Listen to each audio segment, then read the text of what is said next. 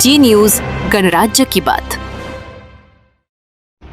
फरहानने अहिल्यानगर शहरातील कथित पत्रकार आणि एक राजकीय व्यक्तीबद्दल जे खळबळजनक आरोप केले ते नक्कीच खूप धक्कादायक असेच आहेत। मात्र त्याने जे सांगितलं की मी उत्कर्ष गीते यांची मदत घेतली कारण मला पोलीस प्रशासनाने मदत केली नाही किंवा त्याच्या समाजातील काही प्रतिष्ठित व्यक्तीने देखील मदत केली नाही।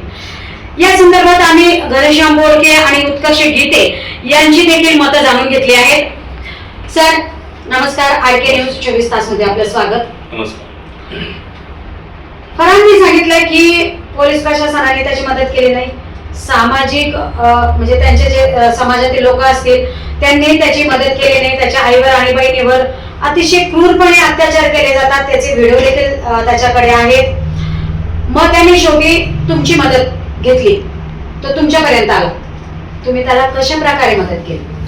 एक महिन्याखालची गोष्ट आहे, मी घरी पूजा करत होतो तर फरहान नावाचा व्यक्ती दारात आलेला असून तो रडतोय अशी मला माझी आई म्हटली। तर मी जाऊन पाहिलं तर मला फरहान दिसला बाहेर। मी त्याला ओळखत नव्हतो, काही नव्हतं। मी त्याला विचारलं कोण आहे बाबा तू, काय विषय काय नाही। तर त्यांनी मला संबंधित घडलेला सगळा प्रकार सांगितला व त्याला ऍक्च्युली रात्री काही लोकांनी किडनॅप करून त्याला जबर मारहाण केली होती। याचे साक्षीदार कोतवालीचे प्रताप दराडे साहेब देखील आहे। पण त्या ठिकाणी काय झालं, त्या ठिकाणी त्यांनी तपासामध्ये सगळं सीसीटीव्ही फुटेज काढलं, त्याच्यामध्ये त्याला काही 4-5 जण गाडीवर जबरन उचलून टाकताना सापडले। याच्यावर मोठा दगड टाकून याला मारण्याचा प्रयत्न करताय असं देखील एसपी ऑफिसने जे सीसीटीव्ही लावलेत या सीसीटीव्ही मध्ये आलं। जे जुनी महानगरपालिका आहे त्या ठिकाणी हे सगळं दिसून आलं। पण त्या ठिकाणी नंतर काय झालं की याची आई आली आणि याच्या आईने याला काय सांगितलं असेल देव जाणे, हा म्हटला मला कंप्लेंट नाही करायची। मग आता हाच म्हटला मला कंप्लेंट नाही करायची, तर मग मी त्या ठिकाणी थांबलो नाही आणि त्या ठिकाणी कोतवालीतून मी घरी गेलो। नंतर याचा माझा काही संपर्क झाला नाही। पण त्या घटनेनंतर 5-6 दिवसानंतर याच्या आईचा मला फोन आला। त्यावेळेस त्याच्या आईने मला पाहिलं होतं, मी त्यांच्याशी बोललो, त्यांना मी म्हटलो सुद्धा होतो की तुम्हाला हा त्रास वारंवार होईल, तुम्ही आता पोलीस प्रशासनाकडे आलेला आहात तर तुम्ही आता कंप्लेंट द्या। पण त्यांनी काय कारणास्तव मागे घेतली असेल। मग त्याच्या आईचा मला फोन आला, त्याच्या आईने मला सगळा घडलेला प्रकार सांगितला की तिच्या त्या माऊलीवर अत्याचार होतोय, 7 वर्षाची लहान चिमुकली आहे, त्या चिमुकलीवर अत्याचार होतोय। त्यांनी सगळी कॉल रेकॉर्डिंग माझ्याकडे सगळी आहे, याची फरहानची आई जे बोलती ते सगळं कॉल रेकॉर्डिंग माझ्याकडे आहे। मग मीच त्यांना म्हटलो की तुम्ही काय करा, घडलेल्या सगळ्या प्रकाराचा व्हिडिओ बनवून मला टाका, मग त्यांनी घडलेल्या प्रकाराचा सगळा व्हिडिओ देखील मला टाकला। मग व्हिडिओ आला तर मग मला कळलं की नाही बाबा ही गोष्ट काहीतरी गंभीर आहे, महिला आणि 4 वर्षाची चिमुकली एवढं बोलतीये। तो व्हिडिओ प्रसार माध्यमांमध्ये सुद्धा व्हायरल झालेला आहे। तर मग मी त्यांना म्हटलो की तुम्ही काय करा, तुम्ही त्वरित जाऊन कंप्लेंट द्या। मग ते भिंगार कॅम्पला कंप्लेंट देखील त्यांनी केली होती। पण भिंगार पोलीस प्रशासनाने डोमेस्टिक व्हायलन्स आणि पॉस्को ऍक्ट नुसार कंप्लेंट घ्यायच्या जागी नुसती धमकवण्याची आणि शिवीगाळ करण्याची कंप्लेंट त्या माऊलीची घेतली आणि प्रॉपर FIR घ्यायच्या ऐवजी त्यांनी NC दाखल करून घेतली। आणि NC दाखल केली तर आता NC मध्ये काय होतं, आणि कथित पत्रकारांनी अख्ख्या नगरचा एकदम हस्ती मोठा असल्यामुळे पोलीस लगेच मॅनेज झाले। मग पोलिसांनी त्या माऊलीवर दबाव आणून वाटतं ती केस पण मागे घ्यायला लागली। त्या माऊलीचा पुन्हा मला फोन आला कि ऐसा हुआ है भैया, उन्होंने कंप्लेंट नहीं ली। मी म्हटलं आधी आप क्या करो, आप SP ऑफिस पे जा। त्यांनी SP ऑफिस मध्ये सुद्धा त्यांनी अर्ज केलेला आहे, त्या अर्जाची कॉपी सुद्धा आमच्याकडे आहे। त्यांनी ज्या SP ऑफिस मध्ये अर्ज केला त्याच्यामध्ये त्याची कॉपी सुद्धा आमच्याकडे आहे। पण त्यानंतर त्यांनी मला काही फोन केला नाही। SP ऑफिस मध्ये देखील त्यांना काही हवी तशी दाद मिळाली नाही। पण त्यानंतर त्या माऊलीचा मला फोन आला नाही, पण मला राहुलं गेलं नाही। मग मी मजबुरीने त्यांना 1-2-3 दिवसानंतर मला झोपच आली नाही। 2-3 दिवस कंटिन्यू त्या लहान पोरीवर अत्याचार होतोय, आपल्याला माहितीये आणि आपण शांत बसायचं, मी एवढा मेलेलो नाहीये। तर मी त्या माऊलीला फोन केला तर ती माऊली मला वेगळंच उत्तर देते। ती माऊली म्हटली की हमारा घरगुती मॅटर है, हम देख लेंगे। आता ती माऊली अशी म्हणती घरगुती मॅटर है हम देख लेंगे, तर माझं डोकं काम करणार काय करायचं काय। मग मी घडलेला प्रकार आता घनश्याम बोडके यांना सांगितलं की बाबा असं झाले की त्या लहान पोरीवर अत्याचार झाला, ती बाई अशी धडधडीत म्हणते, आपण काय करायला पाहिजे, आपल्याला त्या पोरीला तर वाचवायचंय. ती बाई काही म्हणत, पण ती चिमुकली एवढं बोलतीये, त्या चिमुकलीचं काहीतरी 4 चौघांनी बसून तिला विचारपूस करायला पाहिजे की बाई तुझ्यावर करतात त्याच्यात तिचं एवढं मोठं भविष्य आहे पुढे. 7 वर्ष काहीच आली नाही मॅडम, एवढं मोठं भविष्य तिचं, तिला सुरक्षा मिळाली पाहिजे, आपल्या प्रत्येकाची जबाबदारी आहे. आणि महत्वाचं म्हणजे तिच्यावर जर ह्या वयात अत्याचार होतोय म्हणल्यावर तिच्या मनावर काय परिणाम होईल, तिचं आयुष्य कुठल्या दिशेने जाईल. मग मी घनश्याम बोडके यांना संपर्क साधल्यानंतर चांगले मित्र आहेत माझे, मग त्यांनी काय करावं आम्हाला काहीच सुचलं नाही. आता ती बाई पण आमच्या संपर्कात नाही आणि फरान पण आमच्या संपर्कात नव्हता. मग काय झालं की परत त्या घटनेनंतर 10-20 दिवसानंतर परत फरान आमच्याकडे आला कि भैया मुझे मेरे बहन को न्याय दिलाने का है, मुझसे रहा नहीं जाता. आता फरान आमच्याकडे आला, पण ती माऊली कुठे माहिती नाही, ती लहान पोरगी कुठे माहिती नाही. तर मग घनश्याम बोडके यांच्या मार्गदर्शनाने आणि 4 चौघांना विचार विनिमय करून आम्ही SP ऑफिसला पहिली तक्रार अर्ज आम्ही दाखल केला की माझी आई आणि बहीण बेपत्ता आहे, तिच्यावर अत्याचार होतोय व तिला सापडून द्यावं. त्यानंतरचा अख्ख्या नगरकरांना माहितीये काय प्रकार घडलेला आहे, कसा घडलेला आहे, काय नरेटिव्ह सेट केला जातोय. आता महत्वाचं म्हणजे तुम्ही जे सांगितलं की फरानने सांगितल्यानंतर तिच्या आईने माझ्याशी संपर्क साधला आणि हे सगळं सांगितलं आणि काही व्हिडिओ तुमच्याकडे पाठवले. तर मग हे कसे, म्हणजे तुमची काय ओळख कशी झाली, तुमचे फोन नंबर्स कसे झाले, तुमची फोनवर बोलणं कसं झालं?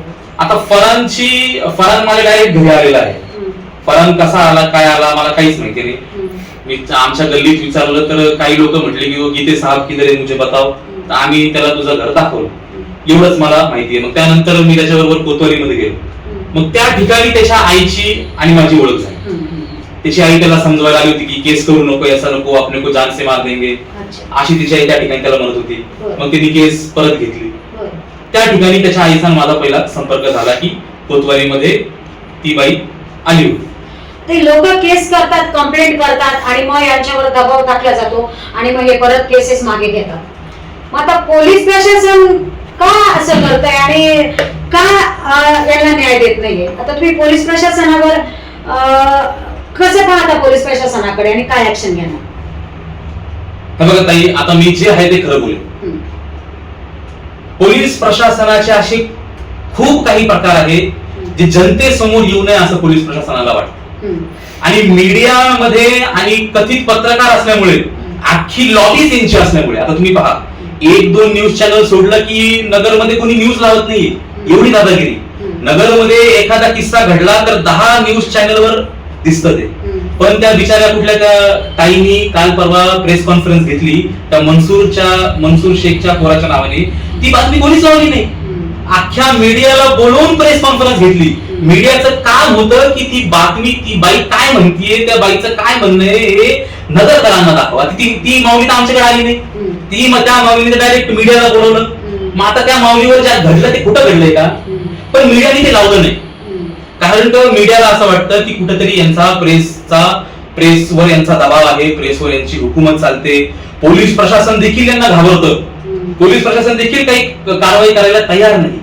तर पोलीस प्रशासनाने सुद्धा विचार विनिमय करायला पाहिजे की काही गैरप्रकार समोर आणत नाही म्हणून आपण त्या समोरच्या व्यक्तीला कितपत साथ द्यायची. न्यायव्यवस्थेवर भरोसाच राहिला नाही, म्हणजे अजिबात राहिला नाही. न्यायव्यवस्था पूर्णपणे सेटल्ड आहे. टाबू सब्जेक्ट आहे, टाबू वर्ड आहे, पण इट्स ऑल बीइंग सेटल्ड. सगळी सेटलमेंट आहे. विचार करा तुम्ही, एवढा मोठा प्रकार घडतो, पोलीस प्रशासन साधा त्यांना बोलवून काही विचारत देखील नाही. कसं सामान्य माणसाने कसं जगायचं? आत्ताच काही दिवसापूर्वी सिंदूर ऑपरेशन राबवले गेलं. महिलांच्या सुरक्षेचा प्रश्न ऐरणीवर येतोय नेहमीच, आणि आपले पंतप्रधान नरेंद्र मोदी नेहमी सांगतात की महिलांना सगळ्या प्रकारची सुरक्षा दिली जाते, महिलांच्या बाजूने सगळे कायदे आहेत. मग आता इथेच काय प्रकार हा की का त्या माऊलीला न्याय मिळत नाहीये? आणि एक हे माझ्याकडे निवेदन पण आहे जे तुम्ही SP ऑफिसला दिलं होतं. मग या निवेदनाची देखील दखल घेतली गेली नाही. उलट फरानलाच कॉल आला की तुझ्या विरोधात गुन्हा दाखल झालाय. बर, हे निवेदन राहिलं साईडला. या निवेदनावर SP ऑफिसने काय दखल घेतली आम्हाला माहिती नाही. त्याच्यावर SP ऑफिसचा सही शिक्का आहे, आम्ही SP ऑफिसला दिलेला आहे. पण फरानला कॉल येतो की तुझ्यावर गुन्हा दाखल झालेला आहे, कॅम्प मधून कॉल येतो, कॅम्प मधून सरांना तो काना पोलीस स्टेशन मध्ये गुन्हा दाखल होतोय, त्याच्यावर कॅम्प पोलीस स्टेशन मध्ये गुन्हा दाखल होतोय, SP ऑफिस मध्ये त्याच्या विरोधात निवेदन दिलं जातंय. कधी हे निवेदन ऑलरेडी आपण दिलेलं आहे. याला कारण काय आहे, ह्या तथाकथित पत्रकार आणि जो तो अल्पसंख्याक राष्ट्रवादी काँग्रेसचा अल्पसंख्याकाचा अध्यक्ष साहेबांचे जाहीरदार समाजसेवक, त्याला म्हणजे मी समाजसेवक कशाला, त्याला मी स्वयंघोषित समाजसेवक म्हणा. कोरोना काळात त्याचे किस्से, तो म्हणतो मी कोरोना योद्धा आहे, पण त्याचे कोरोना काळातले किस्से आज नगरकर चवीने चढवतात, अशी परिस्थिती. यांनी दबाव टाकलाय, यांनी दबाव टाकून पोलीस प्रशासनावर दबाव टाकून एक तो असहाय असलेला तो फरान, काय चूक आहे त्याची? तो जर त्याच्या बहिणीसाठी त्याच्या आईसाठी न्याय मागतोय, तो फक्त लिगली कायदेशीर तुम्हाला अर्ज देतोय, त्याच्याकडे ते पुरावे आहेत. व्हिडिओ मी पाहिलाय, किळसवाना व्हिडिओ येतो, किळसवाना व्हिडिओ आहे. आणि असे किळसवाने प्रकार हे राजरोष करतात, तरी सुद्धा पोलीस प्रशासन यांना मोकळीक देते का? कारण की तो एक पत्रकार आहे, दुसरा एक तो राजकीय पक्षाशी संबंधित आहे. आणि हे जर असंच चालू राहिलं तर तुम्ही मला एक सांगा, हा जो स्वतःला तथाकथित पत्रकार म्हणून घेणारा हा नराधम माणूस, हा इतका म्हणजे आज सांगतो तुम्हाला काम पिपासू म्हणायला, हा पत्रकार म्हणून घेतो स्वतःला, आणि याची नजर इतकी वाईट आहे. आणि हा माणूस ज्या बाजारामध्ये फक्त महिलांचा वावर जास्त असतो तिथे बसतो, हा खुर्ची टाकून बसतो, खुर्ची टाकून बेकायदेशीरित्या बसतोय तिथं. पोलीस प्रशासनाने त्याच्यावर आजपर्यंत कारवाई केली नाही. महानगरपालिका प्रशासनाला आम्ही अर्ज निवेदन देऊन थकलोय, आजही आम्ही आयुक्ताची भेट घेऊन आलेलो आहे. तुम्ही का, त्याला अतिक्रमण आहे ना, तर तुम्ही त्याला का काढत नाही?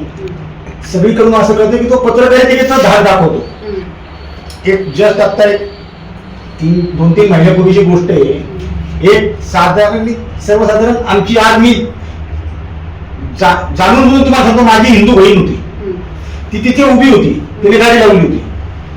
तिने तिथं गाडी लावल्यानंतर ती मुलगी तिची खरेदी करून काही आली असेल किंवा तिचं काम करून तिथून आली असेल, ती गाडी काढताना ह्याच त्या शकूर आणि मनसूर पत्रकारने त्याच्या पोरांनी नाही, त्याने विचारणा केली आहे शकूरने, तू इथं गाडी का लावली, तुझा काय संबंध इथं गाडी लावायचा? तर ती मुलगी म्हटली, बाबा माझं 2 मिनिटाचं काम होतं, मी चालले आता. तर त्यावेळेस त्या शकूरची मुलं बाहेर येतात, भर रस्त्यात भर बाजारात त्या मुलीवर हल्ला करतात, मारतात. इतकी मोगलाई या तथाकथित पत्रकाराने माजवलेली आहे. त्या मुलीने गुन्हा दाखल केलाय, तो शकूर आणि ती मुलं आतमध्ये बसलेले आहेत जेलमध्ये. जर त्या महिलेला मारहाण होतीये आणि पोलीस प्रशासन त्यांना 4-4 दिवसात जामीन देते, तर मग कुठेतरी पोलीस प्रशासनाच्या कार्यावर आम्हाला संशय येतो. पोलीस प्रशासनाने ज्या वेळेस हा मुलगा, फरान नावाचा मुलगा इथे आमच्याकडे आला, उत्कर्ष गीतेंकडे गेला, उत्कर्ष गीतेंनी त्याला व्यवस्थित सगळ्या गोष्टी समजून सांगितल्या, इव्हन त्याच्या आईला सांगितल्या. त्याच्यानंतर त्याच्या आईने जो व्हिडिओ आम्हाला दिलाय, त्या व्हिडिओमध्ये ती आई स्वतः बोलतीये की तिच्यावर काय अत्याचार झाले, आणि तिच्यावर अत्याचार करता करता त्याने त्याच्या 7 वर्षाच्या मुलीवर काय अत्याचार केले. ही ती मुलगी आहे, ती लहान मुलगी वर तिला शिकवलं तरी ती बोलणार नाही, ती इतकं परखड बोलती, ती विदाऊट हेजिटेशन बोलती ती. मग असे नराधम तुम्ही बाजारात का बसून देताय? आणि सगळ्यात मोठी गोष्ट, जर ती बाई जरी आज पलटली असेल तर मी म्हणतो या शकूरला तर सजा व्हावी, प्लस या फरानच्या आईला बी सजा व्हावी. त्या बाईला 7 वर्षाच्या मुलीचं दुःख कळू नये, असं काय? लोक अख्ख्या विश्वाने मारून टाकलं तरी जमल, पण 7 वर्षाच्या मुलीचं दुःख कळू नये अशी कुठली बाई असेल या जगामध्ये? आणि एवढं सगळं झालंय, ती बाई जर आमच्याकडे स्वतः तक्रार घेऊन आलेली आहे, आणि आज आम्हाला असं कळतंय की त्या बाईने आणखीन एक निकाह पुण्यामध्ये जाऊन केलाय. तिसरा निकाह तिने केलाय. तो समोरच्या व्यक्तीचा कोण नक्की तो असेल आम्हाला माहिती नाही, आम्हाला कल्पना नाही, पण त्या बाईने जर आज तिथे जाऊन तिसरा निकाह केलाय, त्या फरांना तिने वाड्यावर सोडून दिलंय, फक्त एक मुलगी घेऊन तिथे गेली असं आम्हाला कळालंय. आणि तिने आता झालेल्या पतीला सांगितलं की तिला फक्त एक मुलगी आहे 7 वर्षाची. जर मग ह्या प्रकरणामध्ये ती महिला सुद्धा जर इन्व्हॉल्व असेल, अशा गोष्टी करून जर ते लोकांकडे पैसे लुटत असतील, बरं एक लक्षात घ्या, आम्हाला दिलेल्या व्हिडिओमध्ये त्या बाईने आम्हाला स्पष्ट सांगितलंय की माझा पती शकूर पत्रकार हा मला इतर पुरुषांबरोबर संबंध ठेवण्यास भाग पाडतोय. ठीक आहे. म्हणजे हे काय झाले माहितीये का, व्यवसाय केलाय त्यांनी. आपण काय म्हणतो त्याला, महिलांना ते पाठवून ते वाईट शब्द महिलांना पाठवून ते पैसे वगैरे उकळतात वगैरे ते हनी ट्रॅपचा प्रकार तो चालू झालाय. ठीक आहे. कालच एक प्रकार उघडकीस आला, त्या शकूरच्या भावाचा मुलगा, मनसूरचा मुलगा जुनेद, त्याने असं एका मुलीला अंधारात ठेवलं, तिच्याशी लग्न केलं बाहेरच्या बाहेर. आज त्या मुलीला एक मुलगा झालाय आणि ज्या वेळेस ती मुलगी स्वतः तिचा हक्क मागायला तिथे गेली आहे की तू माझा पती आहे, माझ्या मुलाला तुझं नाव दे आणि आमचा स्वीकार कर, तर तू आज हात वर करतोय. म्हणजे थोडक्यात मला म्हणायचंय की हे घरानंच नाचलेलं आहे आणि यांनी ठरवलंय, मी स्पष्ट बोलतो, यांनी ठरवलंय की हिंदूंच्या मुली पाठवा आणि याचा व्यवसाय करा. ठीक आहे. आता याच्यामध्ये समजा ती बाई जर दोषी असेल, ती जर इथं येऊन तिथं स्टेटमेंट देत असेल तर तिचा व्हिडिओ आमच्याकडे आहे, ती किती खोटी आहे सिद्ध करण्यासाठी. तिच्या मुलीचा व्हिडिओ आहे. परंतु सगळ्यात मोठी बाब आपल्या अहिल्यानगर शहरात एक अशी घडतात कशी की एक पत्रकार स्वतःच्या बायकोचा जर असा वापर करत असेल, ठीक आहे, त्या पत्रकारांनी तिकडे जाऊ द्या, मला त्याच्याशी घेणं नाही. जर ती बाई चुकीची आहे तिच्याशी घेणं नाही, पण माझं भांडण आहे त्या 7 वर्षाच्या लहान चिमुकलीसाठी. त्या लहान बाळाला न्याय मिळाला पाहिजे. 60-65 वर्षाचा माणूस, तू त्याची नातीची वय आहे, त्या मुलीचं नातीच्या वयाची, तिच्याशी अश्लील चाळ करणं. ती मुलगी स्टेटमेंट देते स्वतः, तो व्हिडिओ माझ्याकडे. आणि वेळ पडली ना, जर आज तुम्ही आम्हाला जी हिंमत दाखवून आमचं हे बोलणं ऐकताय, उद्या गरज पडली तुम्ही ती बातमी लावताल याची खात्री आहे आम्हाला. पण इतर मीडियावाले जरी ते दाबत असतील तर काही अडचण नाही. आम्ही आता पोलीस प्रशासनाकडे न्याय मागितलेला आहे. पोलीस प्रशासन याच्यामध्ये जर हतबल होऊन न्याय देऊ शकत नसेल तर मी आमच्यावर एखादा छोटा गुन्हा दाखल झाला ना तो चालेल, त्या मुलीसाठी आम्ही आमच्यावर गुन्हा दाखल करून घ्यायला तयार आहे. पण या तथाकथित पत्रकाराचा आणि त्याचा भाचा असलेला जो अल्पसंख्याक राष्ट्रवादीचा पदाधिकारी आहे साहेबान जागीरदार, ह्याचा पूर्ण काळा चेहरा या दोघांचा समोर आणण्यासाठी तो व्हिडिओ जो त्या महिलेने दिलेला आहे आम्हाला, 2 व्हिडिओ बरोबर, ते व्हिडिओ मी भर बाजारात स्क्रीन लावली आणि जनतेपर्यंत त्यांचा आवाज पोहोचवेल आणि जनतेला न्याय मागेल. जर पोलीस प्रशासन न्याय व्यवस्था या महिलेला त्या मुलीला न्याय देऊ शकत नसेल तर नाविलाजाने आम्हाला तो प्रकार सगळ्या जनतेसमोर आणून जनतेला न्याय मागावा लागेल. आणि ठीक आहे, काही अडचण नाही, धमक्या येत आहेत, सगळ्या गोष्टी होत आहेत. तुमच्या पत्रकारांना सांगितण्यात आलंय की हे करायचं नाही, बातमी लावायची नाही. पत्रकारांनी थांबले, तो कसे थांबले, कुठल्या व्यवहारानं थांबले असतील, काय असतील, तो त्यांचं त्यांना माहिती. नाही लावली पत्रकारांनी बातमी, आम्ही सक्षम आहोत त्याचा खरा चेहरा जनतेसमोर आणण्यासाठी 100% आम्ही तो आणणार. आणि जास्तीत जास्त आता पोलीस प्रशासनाला माझी विनंती राहील तुमच्या माध्यमातून, जे काही खरं आहे ते तुम्ही जनतेसमोर आणा. फरान खोटा असेल तो पण जनतेसमोर आणा. शकूर पत्रकार आणि ती महिला जर खोटी असेल तर ते पण जनतेसमोर आणा. पण विनंतीवरून त्या मुलीचा ताबा प्रशासनाने घ्या, बाल सुधारगृहात ठेवा, नाही तर त्या मुलीचं आयुष्य बरबाद होणार आहे. आणि समजा ही बाई जर ही महिला दोषी असेल तर मग असा खेळ कित्येक लोकांसंग करतील. बरोबर. आणि शेवटी मुलांच्या भवितव्याचं काय, त्या फळांना जीव मारण्याच्या धमक्या येतात, जीव मारण्याच्या धमक्या. तो रोज सकाळ दुपार संध्याकाळ आम्हाला फोन करतोय. फोन याच्यासाठी करतोय की तो आम्हाला दाखवतोय की मी अजून जिवंत आहे, मदत मागतोय तो, तर तो आम्हाला हे दाखवतोय की मी अजून जिवंत आहे. मला माझ्या जीवाला ह्या पत्रकार करणं, त्या तथाकथित स्वयंघोषित समाजसेवकाकडनं आणि त्यांनी पाळलेल्या गुंडांकडनं माझ्या जीवाला धोका आहे.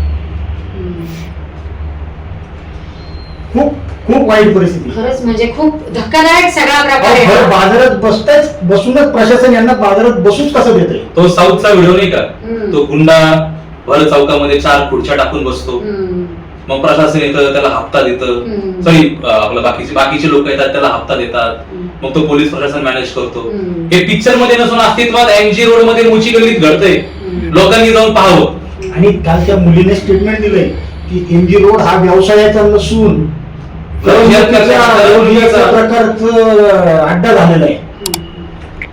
बस प्रशासनाकडे आपल्याला एवढीच मागणी आहे, जे काही सत्य आहे ते समोर आणावं. दुसरी महत्वाची गोष्ट, महानगरपालिकेला उद्या मी मागणी करणार आहे, हे असे नराधम बाजारातून हटवा. पण आता तुम्ही असं म्हणताय, मागे काही दिवसापूर्वी आपल्या शहराचे आमदार संग्राम जगताप यांनी देखील अतिक्रमणाचा प्रश्न हाती घेतला होता. मोठ्या प्रमाणात ते सगळं अतिक्रमण काढून टाकण्यात आलं होतं, पण ते अतिक्रमण पुन्हा तिथे बसवण्यात आलं. कारण आहे त्याला. संग्राम भैया जगतापांनी ज्यावेळेस हा पवित्रा घेतला त्यावेळेस संग्राम भैया स्वतः इथे जातीने लक्ष घालत होते. संग्राम भैयांनी पवित्रा घेतल्यानंतर महानगरपालिका प्रशासन हदरलं होतं, त्यांनी ते चालू केलं होतं. पण दुर्दैव आमचे अरुणनाथ जगताप आजारी झाले, तो एक गॅप संग्राम भैयांना तिथे लक्ष देण्यासाठी जावं लागलं. आणि त्यावेळेस महानगरपालिका प्रशासन ढिल्लं पडलं.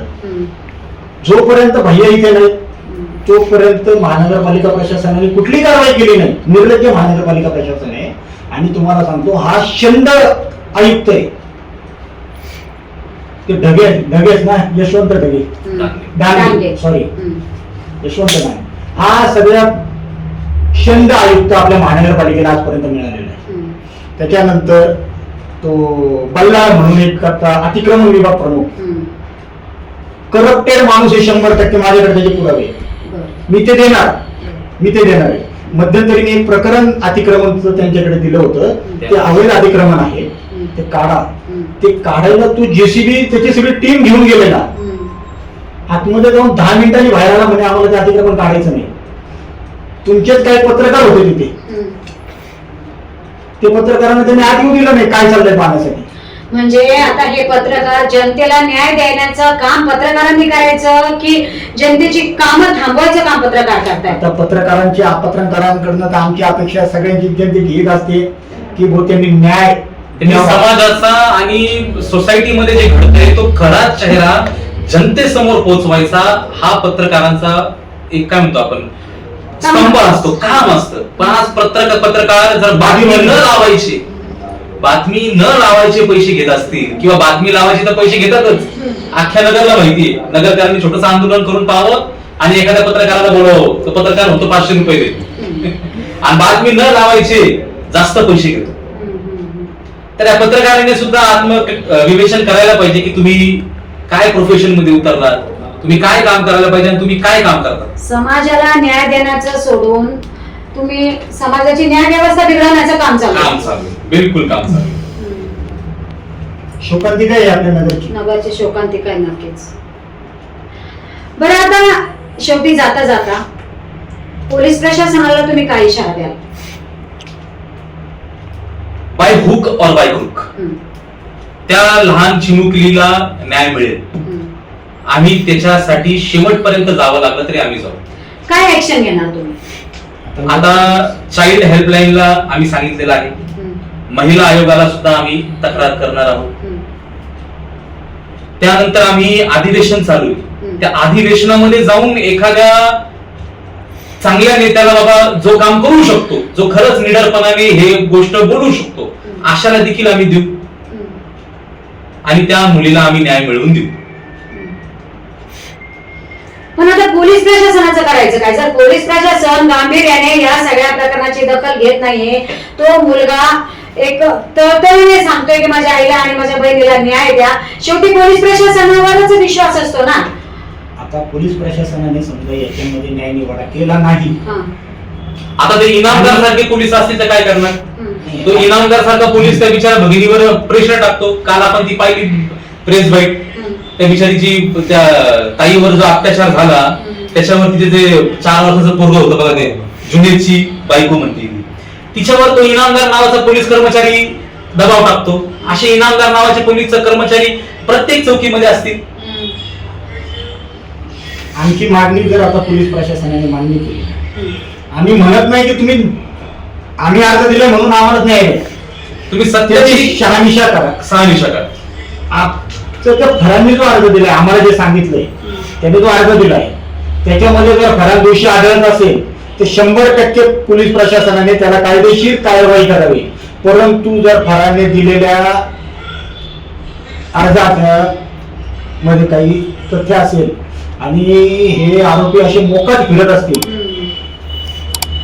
तर पोलीस प्रशासनाने त्यांच्यावर कारवाई करावी आणि पोलीस प्रशासन जर हतबल असेल तर नाविलाजाने मला पोलीस प्रशासनाच्या विरोधात सुद्धा न्यायालयात दाद मागायची वेळ येणार आहे. आणि ते करणार. आणि पोलीस प्रशासनाने ती हरामखोर टोळी तिकडून उठवावी. तो तिकडे बसून करतो काय, त्या ठिकाणी तो चौकी भरवतो त्या ठिकाणी स्वतः खुर्ची टाकून बसलेला असतो, 4 जण बसतात. पोलीस प्रशासनाने जाऊन विचारून तू इकडे बसतो का, काय संबंध तिकडे बसायचा तुझा? तुझ्यावर घनघणी 4-4, 5-5 आरोप तुझ्यावर होत आहे बलात्काराचे, तुझ्या काय पुतण्यावर आरोप होत आहे. तू इकडे बसाय, त्यांनी पोलीस प्रशासनाने त्याला तिकडे बसण्याची परवानगी द्यावी का? हा समाजासाठी किती घातक आहे. दोषी तेवढंच पोलीस प्रशासनही आहे, परंतु त्याच्यापेक्षा जास्त दोषी आहे महानगरपालिका, जी कारवाई करत नाही. आजच आम्ही आयुक्तांना भेटायला गेलेलो. आयुक्त म्हणतात तुम्ही अर्ज करा. अरे बाबा, तुझ्या समोर एखादी चूक घडते, तू त्या चुकीवर कारवाई करायच्या ऐवजी आमच्याकडून अर्जाची अपेक्षा का करतो? आम्ही आमचं घर वाचवायला सांगतोय का? ती महानगरपालिकेची जागा आहे, त्या महानगरपालिकेच्या जागेवर अतिक्रमण घडतंय, त्या महानगरपालिकेच्या जागेवर अनधिकृत टपऱ्या आहेत. अख्ख्या MG रोड मध्ये अनधिकृत टपऱ्या आहेत. याच्या विरोधात महानगरपालिका का कारवाई का नाही करत? हे झालं MG रोडचं. तुम्ही शहाजी रोड घासगल्लीचा तर प्रकार खूप भयंकर आहे. तिथे जेवढे व्यावसायिकांनी ते अतिक्रमण करून व्यवसाय केलेत ना, त्याच्यातले 60% लोकांकडे, आज मी तुमच्या समोर कॅमेरा समोर स्पष्ट बोलतोय, त्याच्यातल्या 60% लोकांकडे तुम्ही आधार कार्ड पण नाही. कुठून आले, कोण पोचतोय यांना? हा पत्रकारितेच्या नावाखाली त्या लोकांना टपऱ्या लावून देतो. 200, 500 रुपये रोज जमा करतो एक टपरीचे. समाजसेवक कुठून? आणि याच्यामध्ये महानगरपालिकेचं इतकं उत्पन्न बुडतोय तरी सुद्धा महानगरपालिकेला मोकळीक देते का? की तो पत्रकार आहे, हा एक राजकीय पक्षाशी संबंधित आहे, तो साहेबांना झाले जात. काहीच नव्हतं यांचं. यांना हे प्रशासनाने, पोलीस प्रशासनाने आणि महानगरपालिका प्रशासनाने एवढं गरजेचं केलंय.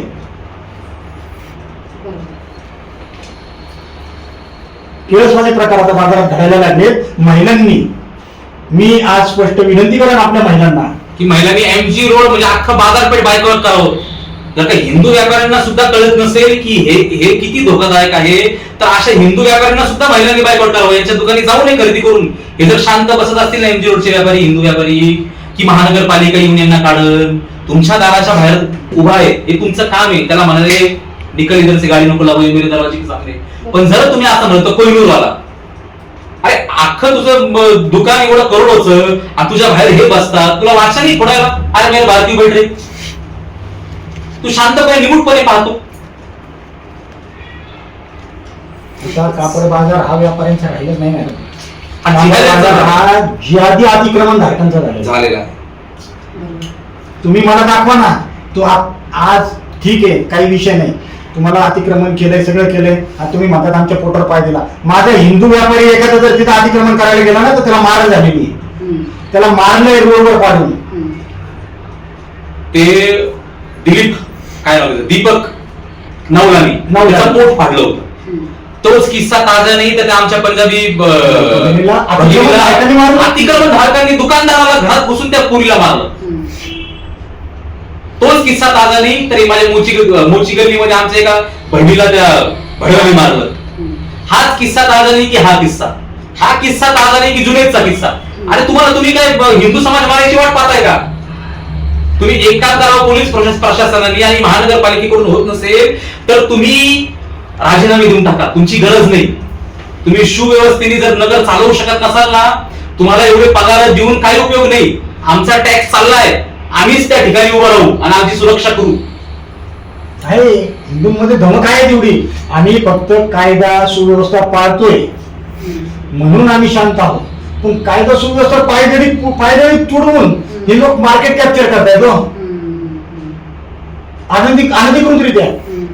आज हा पत्रकारितेचं लेबल लावून स्वतः तिथं बेकायदेशीर बसलाय खुर्ची टाकून. गिरतोय बाजार तो सगळा. काय त्या महावीरवाल्यावर म्हणा, त्यांच्यावर म्हणा, काय बिकली आहे त्यांच्याकडनं.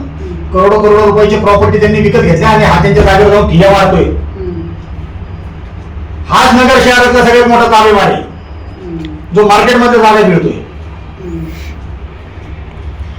या 3-4 घटना आम्ही तरी आमचे आपले आमदार संग्राम भैया जगताप यांच्या माध्यमातून उघडकीस आणल्या. अतिक्रमणचा विषय उघडकीस आणला, घराघरात गोहत्या वगैरे ते गोष्टी उघडकीस आणल्या.